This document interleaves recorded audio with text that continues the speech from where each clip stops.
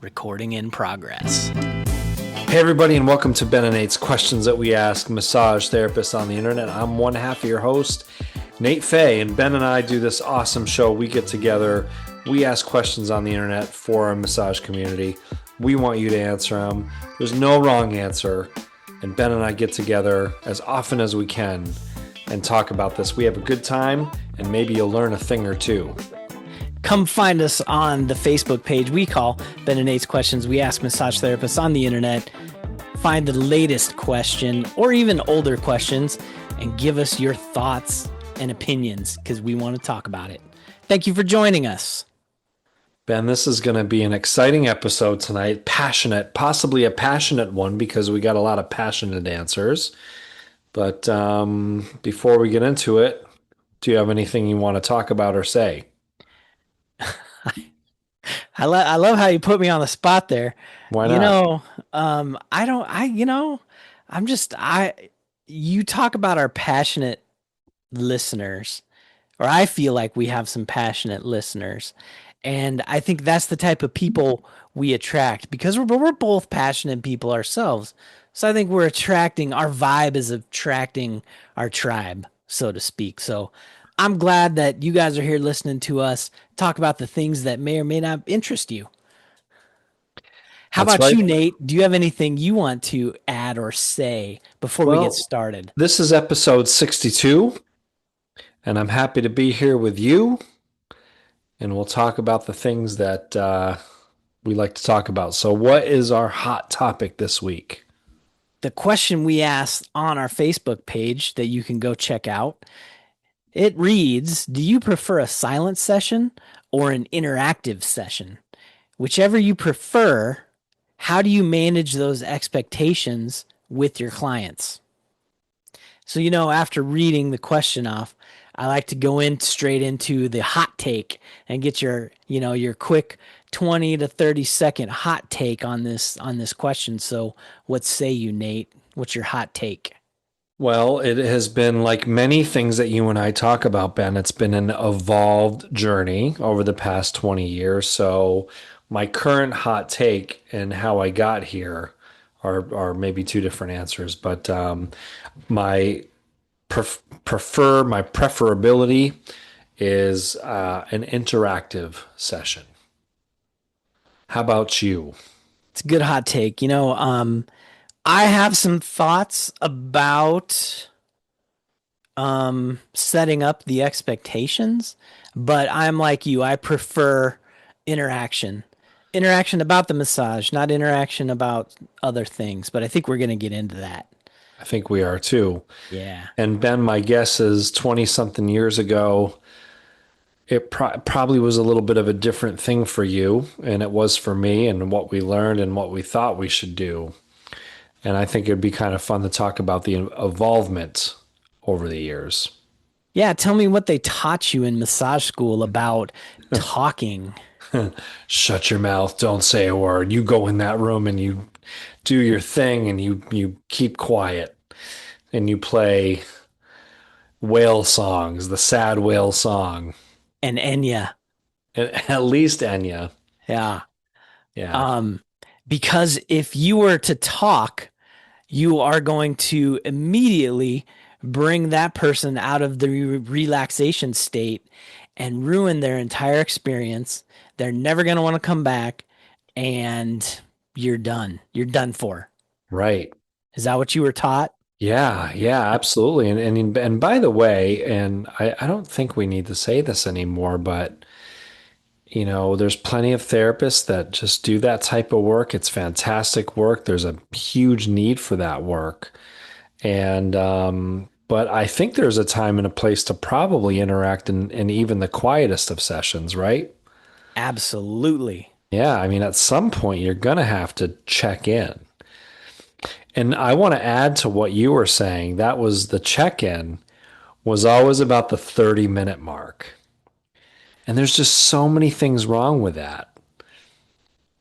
Because you could be you're 50% into your session. You check in with them and your client's like, I don't know what you've been doing the last 30 minutes, but man, you have just been hurting me. Or I don't know what you've been doing for the last 30 minutes, but I wish you did more of that. I mean, there could be so many answers. Think about typing into your uh, Google Navigator and you're going from Sheboygan to Albuquerque, right? That's a long drive. And you get 30 minutes into your drive and you have not checked in with your GPS yet. And you could be driving toward Canada for all you know. Yeah, And so you wait 30 minutes to check in and you're going the completely wrong direction. right. It's kind of been my whole life. Yeah. You like Yeah. Sheboygan and Yeah. Albuquerque. They're just two When I, towns that I thought sounded cool. well, when we were little kids watching the Looney Tunes, there was always, I made it, was it a left turn at Albuquerque and Yeah. I ended up should at, have turned left at Albuquerque yeah, and I made it, when ended up Bugs at Bunny comes up Yeah, out of the Pismo ground. Beach. Yeah. Two areas that I didn't know existed until I got a little bit older, and I'm still unsure about Pismo Beach. Yeah. And what are the classic check-ins that don't mean anything? How's the pressure?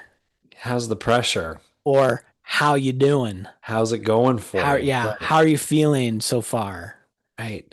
And it's such a weird moment because your client, if it's their like first session, and this is a different podcast and we talked about this setting expectations. But if there's been no expectations set and your client's just getting there and I like to use the example if you're doing therapy on somebody. If there's no expectations, then those questions become in your client's mind. They don't know how to answer that. They don't even listen. Now this is gonna turn into an hour episode. They don't even understand the question, how's the pressure? Because in their mind, most clients don't know, should this be hurting me for it to work? Should it be feeling, light pressure, medium pressure? And we know all those things just don't really they don't mean anything. Yeah, so to go back to my GPS, if you're both starting in Sheboygan and you set your GPS to take you to Albuquerque, but your client has his GPS or her GPS set to go to Poughkeepsie, I mean, if you don't check in, you're never going to meet anywhere along the way.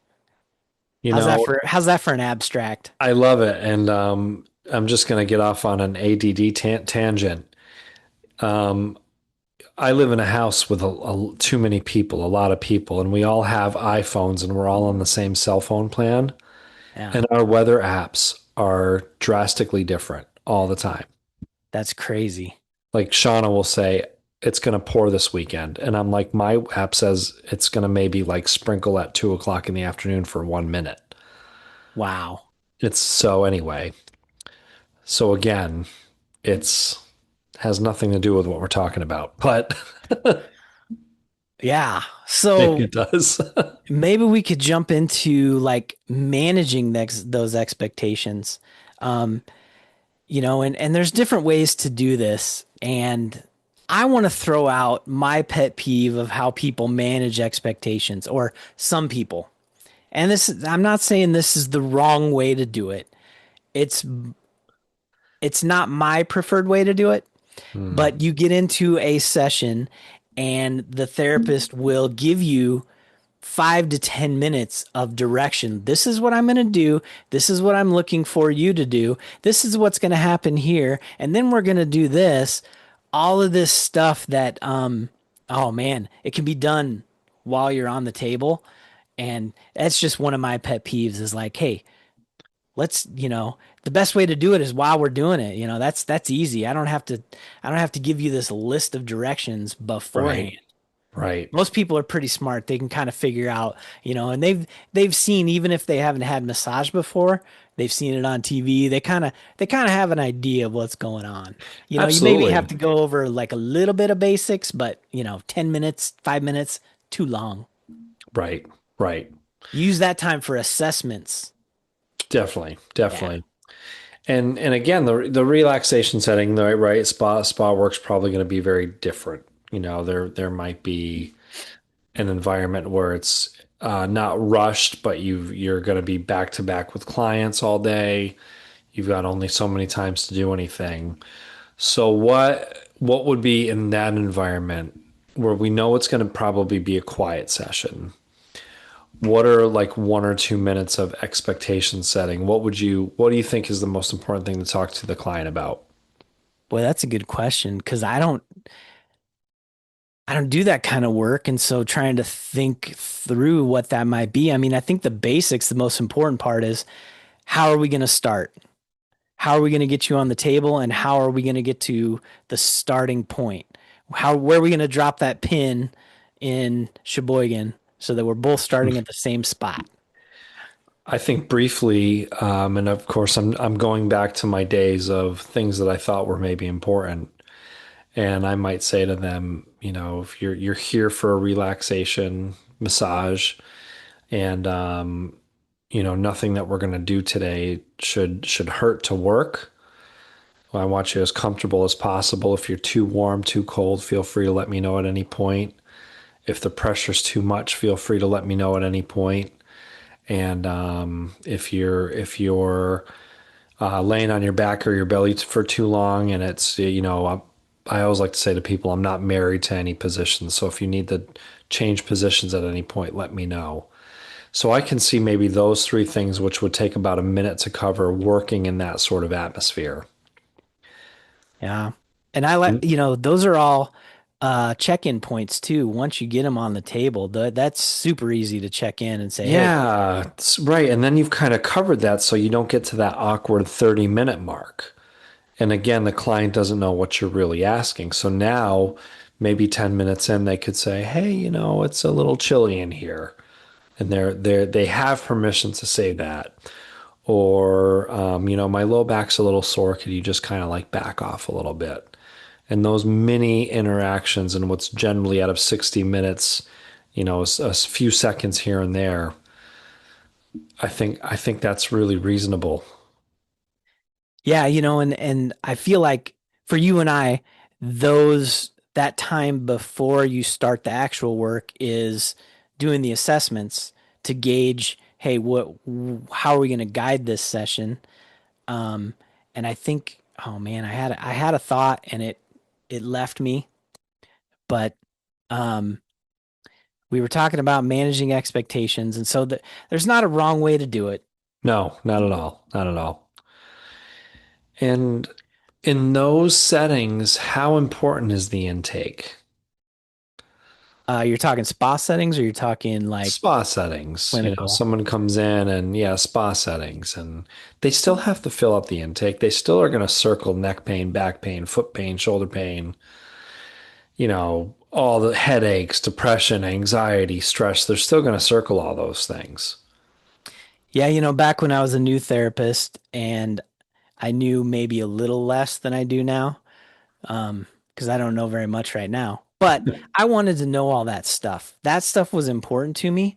It didn't mean I knew what to do if they said they had low back pain. It just meant, hey, I might spend a little more time, working on the low back, or maybe I'll spend a Absolutely. little more time. Um, so at least you get an idea of what the person is there for, so that you can both be on the same trajectory, going toward the same goal versus using your intuition to guide you. That's another Yeah. that could be a whole podcast, but I'm going to tell you, it's a pet peeve of mine when people say they're just going to use their intuition. And even if even if you're fresh out of school, saying you're going to use your intuition, I like the word recognition versus intuition because there's something that you recognized. You're not, I don't know, you're just not pulling something out of thin air like a divining rod and going, oh, we're going to work on this. There was something that led you there, whether it was visual, whether it was palpatory, whether it was something they said. Like, I feel like, you know, I'd rather hear a different word than just, oh, I'm being guided there. Right. Right. It's a great point. And that reminded me as you were talking about, I think that's one more quick thing in a spa type setting for expectations. Is there any area of the body that you'd like me to spend a little extra time on today in our hour session? I think that's a fair question. So then again, when you get to that 30-minute point, they don't get to, well, you didn't really spend a lot of time on my low back. And now it becomes a thing. They're laying on their back or whatever, or they're standing on their head, and now you've got to potentially make this awkward transition or get to the 60-minute mark and have an unhappy customer. Yeah, and that's where I think you and I agree having a more interactive session, even if it's not, Yeah, you're not interacting the whole time, but more frequently, checking in every 2 to 5 minutes to say, hey, are we getting to the things that you came in to have got, you right, know? And that helps steer everything so that when you get to the end, you're like, like the massage therapist. I did a video on this a long time ago and it's horrible, but I think the premise is cool. Uh, a massage therapist get done and they're like, how'd I do? And it's like, well, it's got nothing to do with me. It's kind of like, when you're a kid and you're like, "Hey mom, watch me ride my bike. How'd I do?" This has right, got nothing to do with how you do. It has everything to do with what was your shared goal and what did you do to accomplish that shared goal? And you check in and say, "Hey, did we accomplish this or how much of this did we accomplish?" right. Yeah, absolutely. I know we typically don't get into answers until more towards the end of our show, but there was one answer that was a resounding, just because we're on this topic of this type of environment.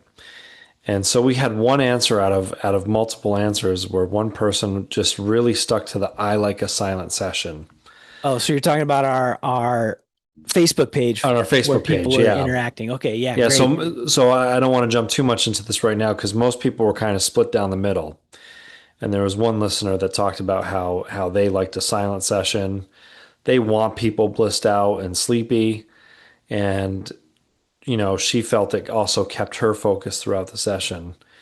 And like I said, she goes on to talk about that, that people dealing with trauma, mental health, stresses, anxieties, depression, that type of, I'll say it over and over again, that type of work is can be just super powerful for people. And I guess I always say that because I get mad at therapists that just call it like fluff and buff work.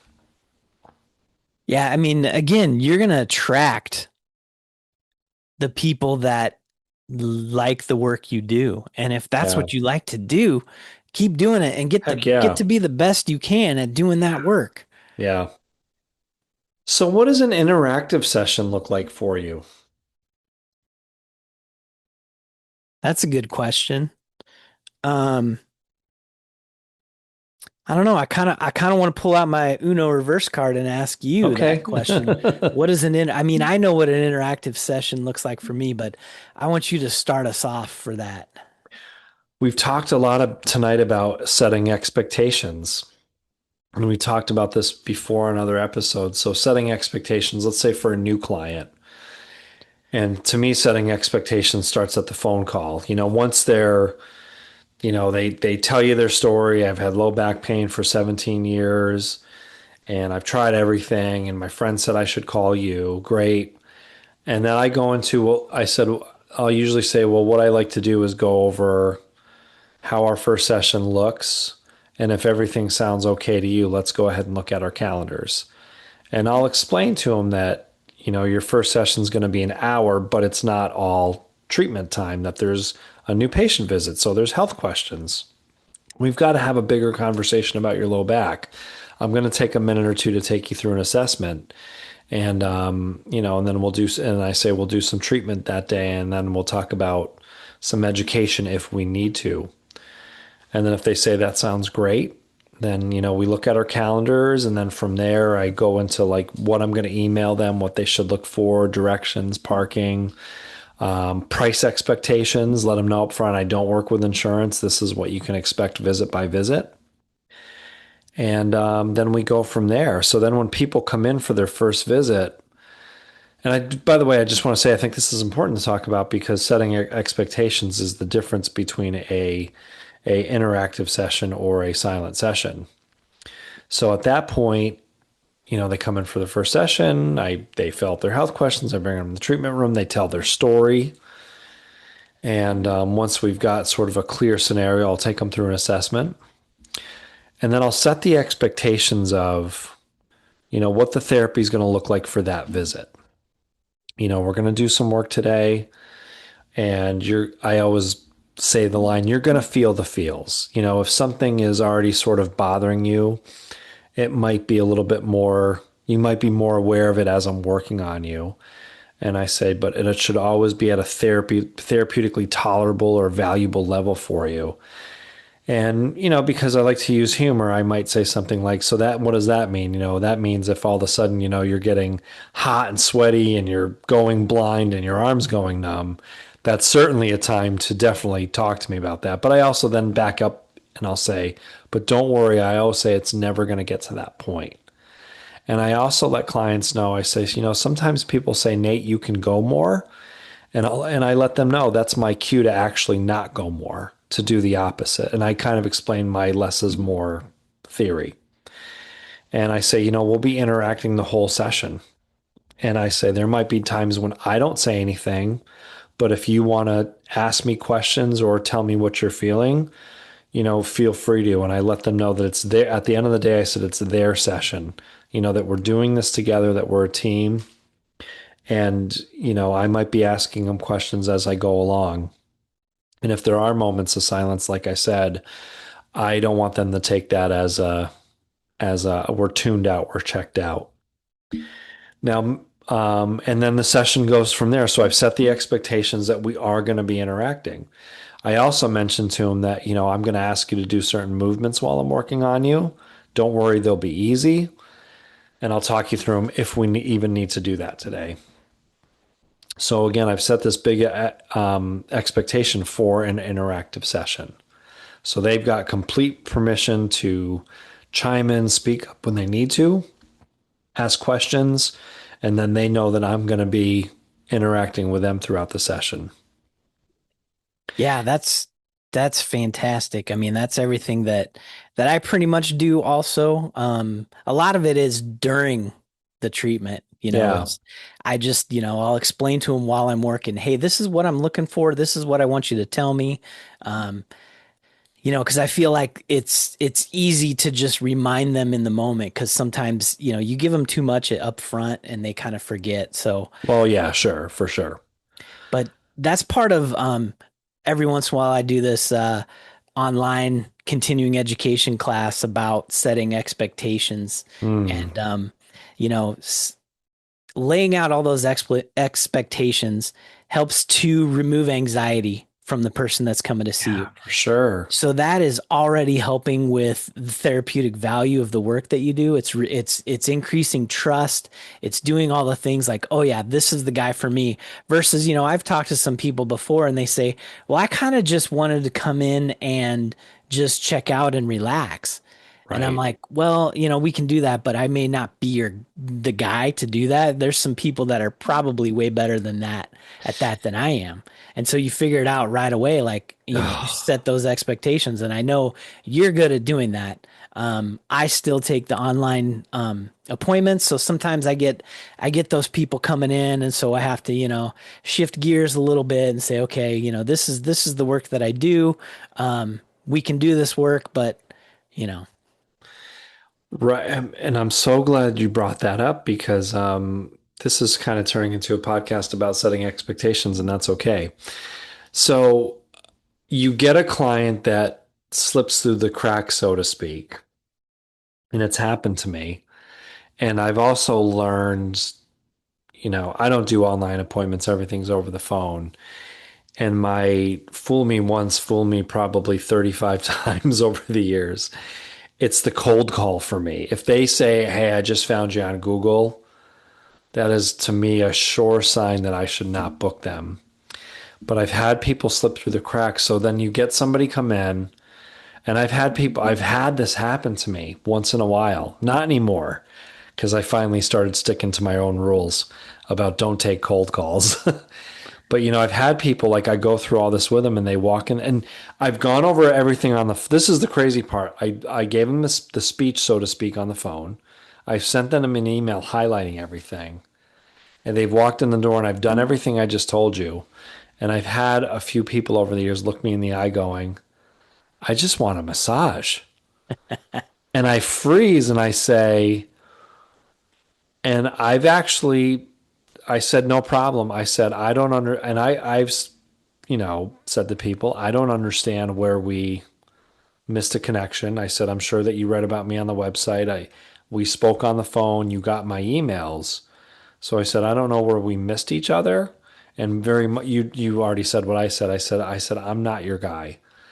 And I said, I'll let people know I'll take the loss today, but I'm not the guy for you. And I won't move forward with a session. And it's been a few years since that's happened to me, but I won't move forward at that point Yeah. because I know it's not going to be my work. It's going to be terrible, and I'm going to be a mess, and it's not worth it. I don't want to take your money. When we've talked about that in past episodes, Yeah, if you're not filling your day full of people you want to work with and things you want to do, I mean, yeah, like it's not going to right. make a good day for you. Yeah, forget it. Yeah.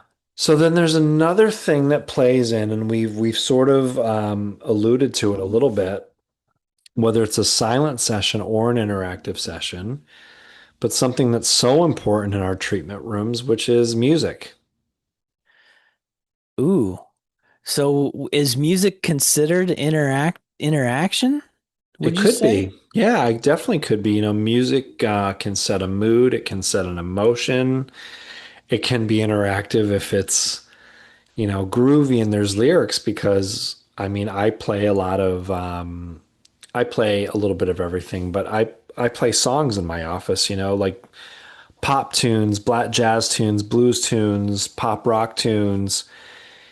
And man, you got a 70-year-old client on your table and the Eagles come on and they're having an acid flashback. They'll start singing along. So therefore, it's definitely interactive. And if you referenced Enya and whale songs, Yeah. that's interactive too because that music's going to potentially have a profound effect on the relaxation process and helping to guide you, if you will, into sleep.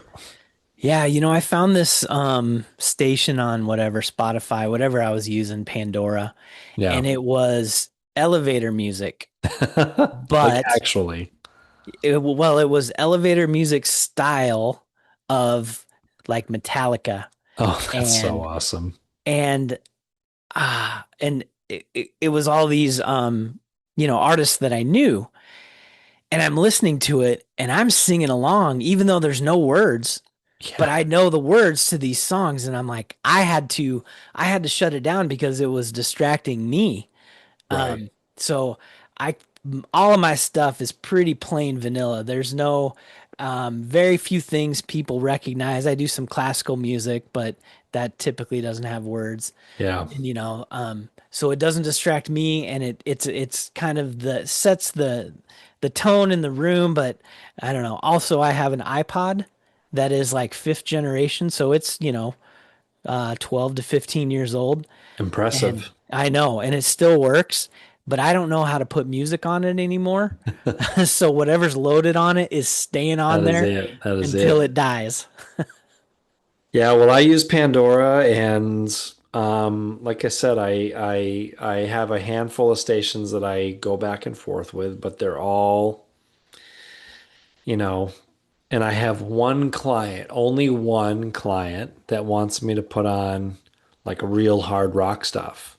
Motley Crue, Van Halen, a lot of the 80s hair bands. So I always, whenever he comes in, I've got it queued up.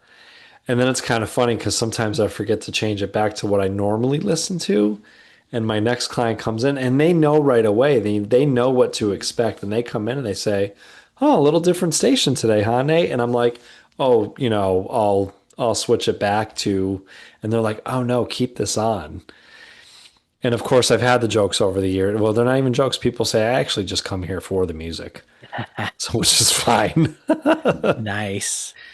But I could see though, I guess I told myself a long time ago that if I'm going to be in this room for long hours over the day, You got to love what you do, and there's a lot of elements to that, right? You got to love your clients, like you brought that up so eloquently.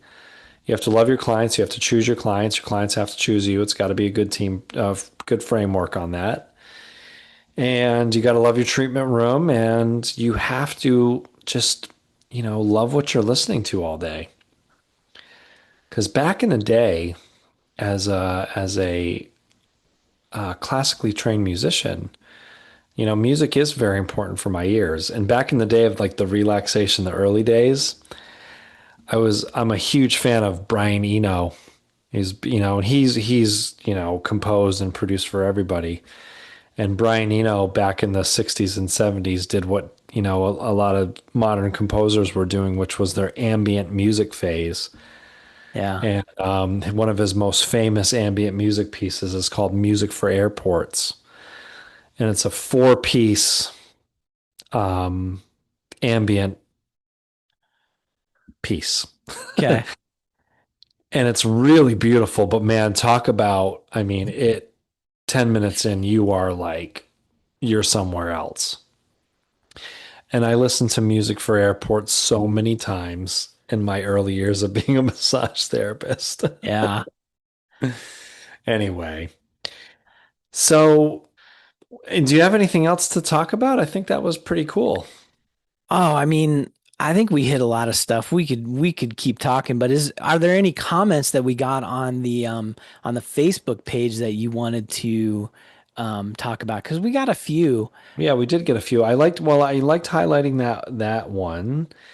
Most people were split down the middle. Most people said that, their sessions can differ based off the type of work. So we do have people doing diverse work. So people doing interactive work and then have the ability to do, more of that relaxation type of work. And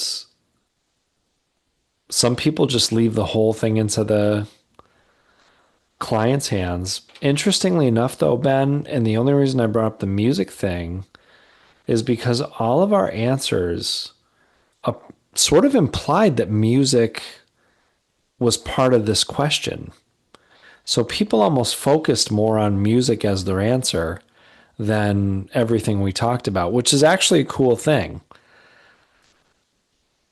Yeah, I never thought about, but how often do you go to any type of massage therapy treatment and there isn't music? I don't know that I've ever been to one. Like that's part of it. You So can't I have a had massage without music. I had one of those slip through the client moments, the slip through the crack clients, Yeah. and I ended up working on him. Despite what I said earlier, I actually chose to work on him, and he didn't want any music. Oh. Oh my God, I thought I was gonna. I mean, there's been a few moments in my life I thought I was gonna die, and that was one of them. That was actually one of them. Oh man. But yeah, interestingly enough, going down the answers, every answer um, had.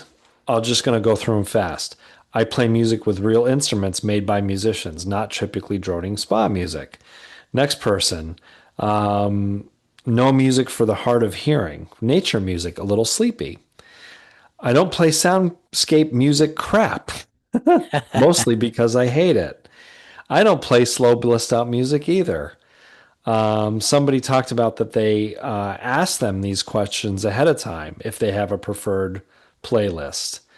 Um, I think, gosh, one person didn't bring up two people didn't bring up music out of all those. So Oh, that's music pretty. is clearly part of this. Yeah, maybe we should conjure up a question just solely about music to talk about in a future episode. Well, if we asked our number one fan from New Hampshire, Barb McKenney, she would tell us that she plays Slayer and Pantera and Metallica. Yeah. Yeah, Come up with a question for us, Barb, that we can done. ask everybody. All right, let's do it. Let's talk about Yeah. that.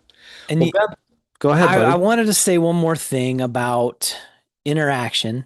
Interaction, the way we've been talking about it means we're talking about shared interaction, what we're doing therapeutically. Hmm. It doesn't necessarily mean we're talking about how was your vacation to Jamaica? How was the concert last weekend? That kind of thing. Not that those things can't come up, but I feel like those should be those should not be as much. So maybe a 70-30 or an 80-20 split where you're 20% personal stuff, 80% therapy stuff. That's just my own personal take on that. I don't know. What say you?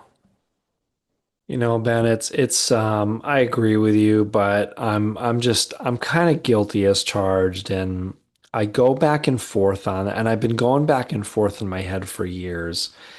And it's there's moments where I'm with you 1,000%. And then there's moments that you just see people and you've got a different, just a cool connection. You're seeing them all the time. So it's like, how's the wife and kids, and how's lacrosse season going, and all that sort of thing. Sean and I had a little bit of a tragic thing a few weeks ago where our rental property and our neighbor's house caught fire. And so, of course, I went through a whole weekend because I live in a small town. So every client, wanted the tea on that. And so sometimes I go back and forth between bringing those conversations back to the therapy session if they're getting too much. You know what I mean? Yeah, I don't And think there's a right or wrong with that. It's just, I think as a therapist, we need to be mindful about the value of the therapy and how much right. distraction can happen. Because I I think we know. both know if there's focus on what we're doing, I think there's going to be more value. It doesn't, Totally. it's not a bad thing because we all do it. I do it. I'm not I going to, know. It's hard, and I've struggled with it for years just because of the relationships I've built with my clients over the years. And sometimes, like, I end a session and I'm like, "Holy crap, we like didn't like I kind of just did work on this person." You know what I mean? autopilot. And yeah, and we were just talking about everything but the session. And sometimes I walk out of the room and I'm like, "Shit, like, ugh." But then they come out and they're like, "Oh my God, I feel so much better." So then I'm kind of like, "Awesome." And I think probably sometimes they need some of that, because Totally. it's not always about us and it's not Right. always about them. It's a shared conversation. But yeah, Yeah, I don't. One thing that I probably was guilty of a long time ago, but I don't start those conversations. So I don't have people walk in the room and I'm like, well, guess what? Our house burned down, or guess what? yeah, Our whatever happened this week. So if people come to me with stuff like, hey, how's your son's lacrosse season going? Oh, it's awesome. They're doing this and doing that. And how's teaching going? How's your dog? So, but yeah, I don't interject anything like that. yeah, Did you vote for Donald Trump 2 years ago? It's probably not a good idea to start questions like that. absolutely. Well, how about, do you want to go into takeaways? What left an impression on you from what we talked about? Well, I don't know. I liked some of the stuff you were saying about expectations, and I'm glad that we're on the same page with that. And I just still to this moment think it's wild that music was a majority of everybody's answer. So I guess it says maybe in a lot of people's mind that music can maybe make or break a session. Yeah, I didn't think about the music part of it. I didn't Um, either. yeah, But at the end of the day, set those expectations, be the therapist that you want to be.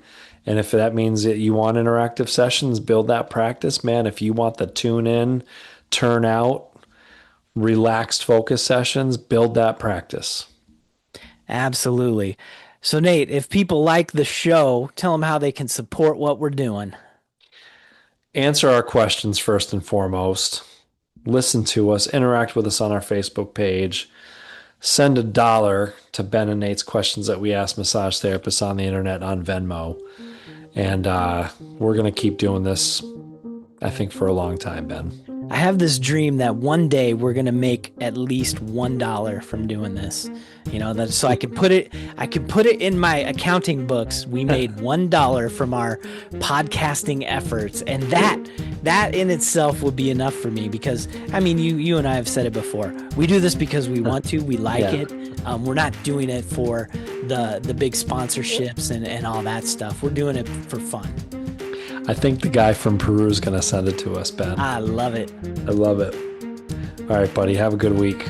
Hey, thanks for listening, everyone, and we'll see you on the next episode of Ben and Nate's Questions We Ask Massage Therapists on the Internet.